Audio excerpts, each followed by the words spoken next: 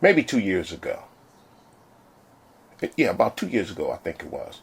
There was a conspiracy theory that I tossed out there just once, and I'm about to do it again.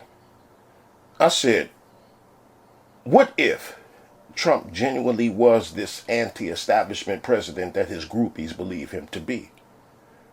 I asked, what if Drain the Swamp was not just some slogan meant to tug on people's heartstrings, but rather it was something that he genuinely meant? The president's hasty announcement of a trade war appears to have been spooking markets, and now this morning he is doubling down in a tweet. He wrote, when a country, USA, is losing many billions of dollars on trade with virtually every country it does business with, trade wars are good and easy to win. Example, when we are down $100 billion with a certain country and they get cute, don't trade anymore, we win big. It's easy. It looks very much like the trade war fears are very real, and the president is stoking them this morning. It'll be 25% for steel. It'll be 10% for aluminum. And it'll be for a long period of time.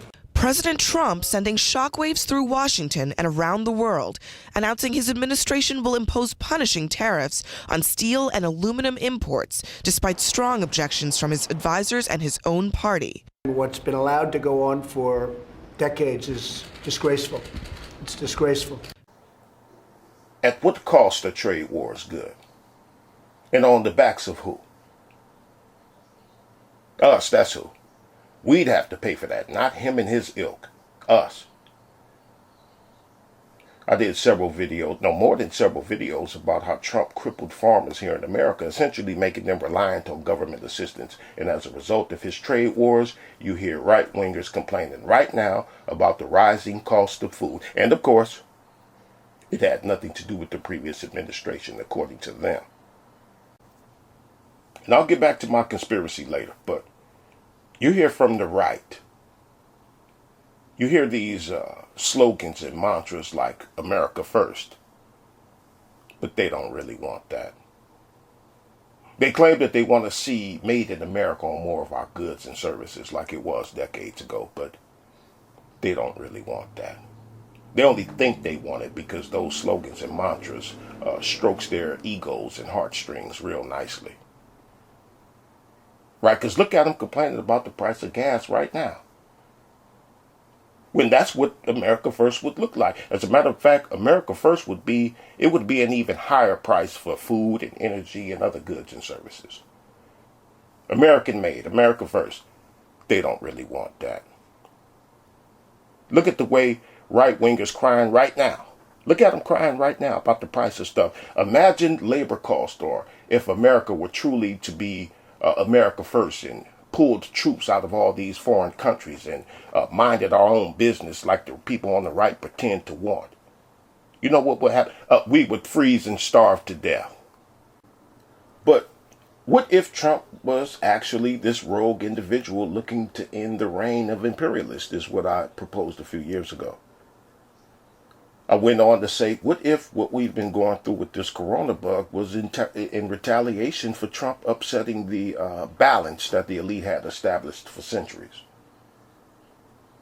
And what if they released the bug on us to regain that control that they had?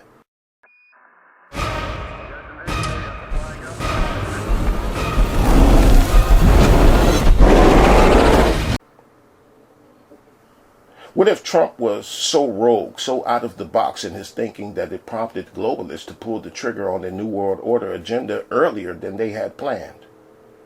Now, why do we like things? The results, right? Because of the results.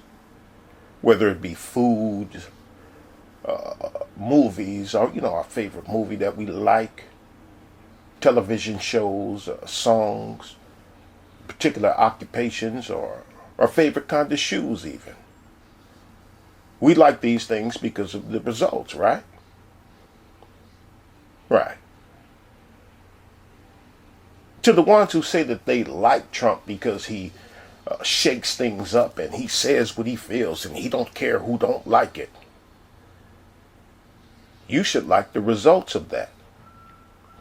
You should like that Republicans like the ones from the Lincoln Project damaged his reputation severely. Right? You should like the results, like the 2 impeachment attempts. You should like that, or the possible indictments for January 6th. You should like the FBI raids on his residence and the raids on his associates. You should like the results of him being an asshole and his asshole persona. You should like these results. You should like how people respond to an asshole. I'm asking, are you sure that you like Trump's persona of a dickhead? The election of Joe Biden that right-wing Republican conservatives say was ill-gotten, that his win was obtained through tampering. Do you know that if that were the case, that it was rigged, that it would be because the powers that be knew that Trump would continue to shake things? You know that thing you say you like he does? Do you know that they understand that Trump would have continued to shake things up if he got a second term? But you complain about the election when you should be liking the results of a person who you like being a dickhead to the world. Imposing travel bans on entire regions of people and all that. Do you know that countries lost hundreds of millions of dollars, probably billions, because of his travel bans? And you think that they would just sit idly by and just take it up the booty like that? But you liked when he did it, so you should like the world's response. Significant developments to tell you about an illegal battle over that FBI search of Donald Trump's Florida Country Club. A federal judge has now named a special master, an independent third party, to review the documents that were seized and denied the Justice Department's bid to resume its criminal investigation by reviewing those documents. Meanwhile, in a new interview, the former president is addressing the case and what he says would happen if he were to be indicted. Take a listen. If there is such a prosecutor and they indict you, would that deter you from running for president again? I don't think the people of the United States would stand for it. And as you know, if a thing like that happened, I would have no prohibition against running. You know that. You've already. I do. And that's what I want people to understand. That would not take you out of the arena. It would not. But I think if it happened, I think you'd have problems in this country, the likes of which perhaps we've never seen before. I don't think the people of the United States would stand for it. What kind of problems, Mr. President? I think they'd have big problems. Big problems.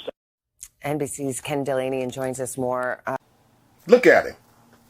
Still that defiant Trump that you like. The other day he said that. Uttering words likened to the words that sent them imbeciles down to the Capitol building in Washington and to the other Capitol building. I think that was in Michigan, if I'm not mistaken. Uttering those saying, the people won't stand for this. Be strong. Those are the same. The clip I just played for you, those are the same kind of words that sent them people down to the Capitol buildings, man. Not the exact words, but along the same aura, the same vibration. Oh, they're trying to conjure up charges on Trump to stop him from running for 2024. But you should like that. Because if you like him for how he operates and because of the moves he's made, then you should like the results. And if you don't like the results, then maybe you shouldn't like him anymore. Because why continue to like something that yields results that you don't like? I'm asking, are you still sure that you like Trump being an obstinate, recalcitrant reprobate?